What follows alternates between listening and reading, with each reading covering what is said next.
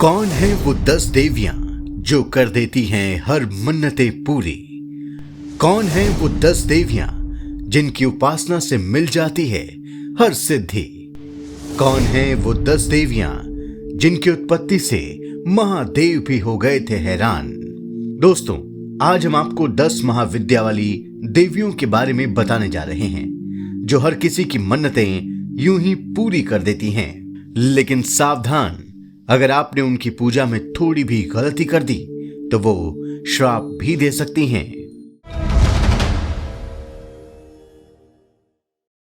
दोस्तों, 10 महाविद्या देवियां महादेव की पहली पत्नी मां सती से उत्पन्न हुई हैं। कहा जाता है कि जब माता सती को भगवान शिव ने उनके पिता के घर यज्ञ में जाने से रोका तो माता सती ने क्रोध स्वरूप अपनी 10 महाविद्याओं को प्रकट किया। इन 10 महाविद्याओं की पूजा नवरात्रि के पावन अवसर पर सभी मनोकामनाओं की पूर्ति के लिए की जाती है। मां काली है प्रथम महाविद्या। 10 महाविद्याओं में जो सर्वप्रथम महाशक्ति हैं वो है मां काली या महाकाली। वही आद्य शक्ति का प्रथम स्वरूप है। महाकाली महाकाल के ऊपर विराजती हैं।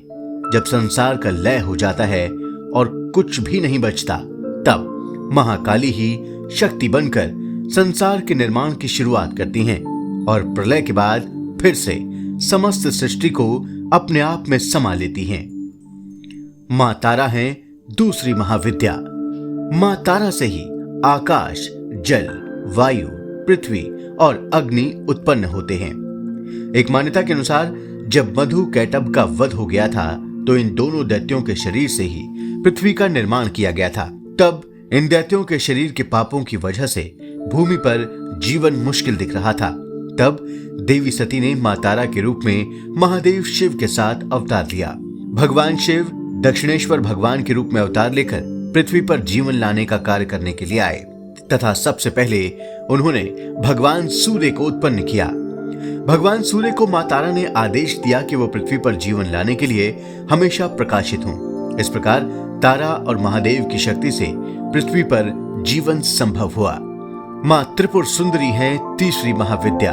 इन 10 महाविद्याओं में तीसरी महाविद्या के रूप में मां त्रिपुर सुंदरी की आराधना की जाती है। मां त्रिपुर सुंदरी को मां ललिता, मां कामाक्षी और मां राज राजेश्वरी भी कहा जाता है। ऐसा कहा जाता है कि मां त्रिपुर सुंदरी सदाशिव भगवान की नाभि से प्रकट हुई हैं। मां त्रिपुर सुंदरी के सिंहासन के नीचे 5 देवताओं ब्रह्मा, विष्णु, शिव, सरस्वती और लक्ष्मी को दिखाया गया है जो अपने मस्तक पर मां ललिता के सिंहासन को धारण करते हैं। मां भुवनेश्वरी है चौथी महाविद्या। मां भुवनेश्वरी को आदि प्रकृति भी माना जाता है जिनसे माया की रचना होती है। इसी माया से मां भुवनेश्वरी त्र्यंबक भैरव के साथ मिलकर ब्रह्मा, विष्णु और शिव को उत्पन्न करती हैं। मां भुवनेश्वरी ही सभी लोकों की स्वामिनी है। मां भुवनेश्वरी से ही सभी जगत के जीवों की उत्पत्ति होती है, इसलिए उन्हें देवताओं की माता अदिति का स्वरूप भी माना जाता है। मां भुवनेश्वरी के शरीर के अंदर सभी ब्रह्मांड विराजते हैं। मां भुवनेश्वरी की आराधना से मनुष्य हर प्रकार की माया से मुक्त होकर मोक्ष प्राप्त कर सकता है, क्योंकि उनकी ही माया से हम संसार में भटकते रहते हैं और उनकी ही कृपा से हम संसार के जन्म मरण के चक्र से मुक्त हो सकते हैं। मां त्रिपुर भैरवी भी है 5वीं महाविद्या। मां त्रिपुर भैरवी को कुंडलिनी शक्ति की अधिष्ठात्री देवी कहा गया है। मां भैरवी हमारे जीवन की वो संहारक शक्ति है जो प्रतिदिन कार्यरत रहती है। मां त्रिपुर भैरवी हमारे शरीर की कोशिकाओं का धीरे धीरे संहार या नाश करती हैं ताकि नई कोशिकाओं का निर्माण हो सके। वो हमारी सृजन की शक्तियों को कम करती जाती हैं। दरअसल हमें बूढ़ा बनाने वाली देवी त्रिपुर भैरवी ही है। मां छिन्नमस्ता है छठी महाविद्या।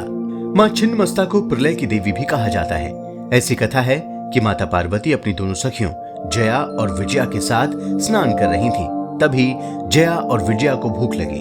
तब माता पार्वती ने अपने ही रक्त से इन दोनों की भूख मिटाई और एक तीसरी धारा का खुद पान कर अपनी भूख भी मिटाई। एक मत के अनुसार मां छिन्नमस्ता का संबंध प्रलय से है। जब सृष्टि का प्रलय होता है तो आद्य शक्ति खुद भी इसी प्रकार अपने सिर को काटकर प्रलय के कार्य को पूरा करती हैं। माँ धूमावती हैं 7वीं महाविद्या। आद्य शक्ति से उत्पन्न 10 महाविद्याओं में 7वीं महाशक्ति हैं माँ धूमावती। माँ धूमावती कुरूपता, वैराग्य, अशुभता, कमजोरी, बुढ़ापा और दरिद्रता के लिए जानी जाती हैं। माँ धूमावती को मृत्यु की देवी की सखी भी कहा जाता है। इन सभी अशुभ संकेतों के बावजूद भी माता धूमावती वरदान देने की स्थिति में दिखाई गई हैं। उन्हें संतान देने वाली देवी के रूप में भी पूजा जाता है। माँ बगलामुखी हैं 8वीं महाविद्या। देवी बगलामुखी 10 महाविद्याओं में 8वीं महाविद्या है। ये कष्ट दूर करने वाली देवी हैं। समस्त ब्रह्मांड देवी बगलामुखी की शक्ति के स्वरूप में बसा हुआ है। माता बगलामुखी शत्रु का नाश करती हैं। किसी भी युद्ध में विजय के लिए इनकी पूजा की जाती है। इनकी पूजा से शत्रुओं का नाश होता है तथा भक्त का जीवन हर प्रकार की बाधा से मुक्त हो जाता है। माता मातंगी हैं 9वीं महाविद्या। आद्य शक्ति की 10 महाविद्याओं में से 9वीं महाविद्या देवी मातंगी है। देवी मातंगी को तांत्रिक सरस्वती के नाम से भी जाना जाता है। ऐसा कहा जाता है कि मातंगी माता का प्राकट्य गिरे हुए भोजन के टुकड़ों से हुआ है। दरअसल माता पार्वती के गिरे हुए भोजन के भागों में से एक सांवले रंग वाली स्त्री ने जन्म लिया, जो मातंगी देवी के नाम से प्रसिद्ध हुई। ये भी कहा जाता है कि मुनि मतंग की पुत्री में जन्म लेने के कारण उनका नाम मातंगी पड़ा। पौराणिक कथाओं में ये बताया गया है कि मातंगी देवी की सबसे पहली पूजा भगवान विष्णु ने की थी। कमला माता है 10वीं महाविद्या। कमला माता आद्य शक्ति की 10वीं और आखिरी महाविद्या है। देवी कमला के बारे में कहा जाता है कि ये धन तथा भाग्य की देवी हैं। धन की इच्छा से इनकी पूजा की जाती है।